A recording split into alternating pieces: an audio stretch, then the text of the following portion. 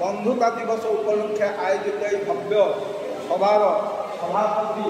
आमर आदर्श क्लबर सभापति श्रीजुक्त सूर्यकांत महापात्र महोदय एवं मोर गुरु गुरु ब्रह्मा गुरु विष्णु गुरुदेव महेश्वर गुरु साक्षात परम ब्रह्म तस्मै श्री गुरुवे नमः। गुरुदेव प्रोफेसर हरप्रसाद दास महोदय आजिर मुख्य अतिथि मैडम सेवा महापात्र महोदया एवं आजिर मुख्य वक्ता प्रोफेसर विनाथ दास महोदय एवं सर्वोपरि यही कार्य को संयोजक एवं संगठित करुथिबा मोर परम बंधु आमर प्रोफेसर रवींद्रनाथ पाणिग्राही महोदय एमान समस्त मु प्रथमे मोर नमस्कार जनाऊँ एवं उपस्थित समस्त अनुष्ठान प्रेमी बंधु प्रेमी एवं सारस्वत साधक कवि साहित्यिक कला संस्कृत निपुण समस्त विज्ञ प्राज्ञ सहृद व्यक्ति एवं माँ मान मोर अंतर्गत प्रदेश गभीर यही कार्यक्रम गुड़िक जिते परिवेशित हो कार्यक्रम जोगदे ये कार्यक्रम को आहरी सफल भाव में पालन कर संगीत भाई जेहेतु मुझे नाट्यकार भूल पारि मोर संगीतकार भाई नमस्कार। मोर गोटे कहबार कथा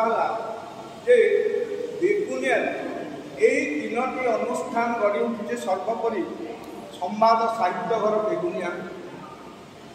गांधी स्मृति संसद बेगुनिया आदर्श क्लब बेगुनिया ता सहित सहयोग कर श्वेतपत्रा यही अनुष्ठान गुड़िकर समस्त सभ्य सभा कर्मकर्ता समस्त मुझे नमस्कार जनाऊँ कारण बेगुनिया माटी दीर्घ दिन धरी सामाजिक साहित्यिक सांस्कृतिक समस्त कार्यक्रम को निखुण भाव में बेगुनिया माटी गर्व एवं गौरव में मण्डित कर अनुष्ठान जे अनुष्ठान घोषणा कर अनुष्ठान प्रति मु चिर समर्पित जितेबले जो मुहूर्त जो टाइम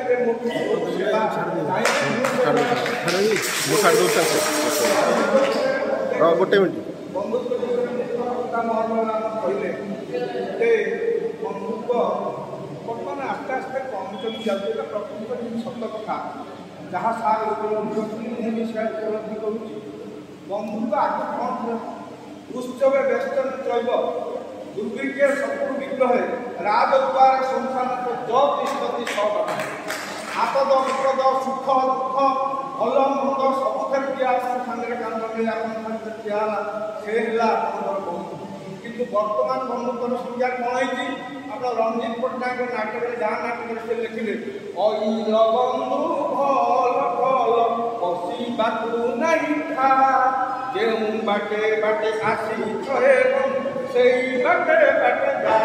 बंधु है से बाटे बाटे जा बर्तमान एक जिनिसटा पहुँचलानी आम समस्त अनुभव किंतु मोर व्यक्तिगत अनुभूति ए बेगुनिया जिते ये कार्यक्रम होती सबूर जो आपण सबू समय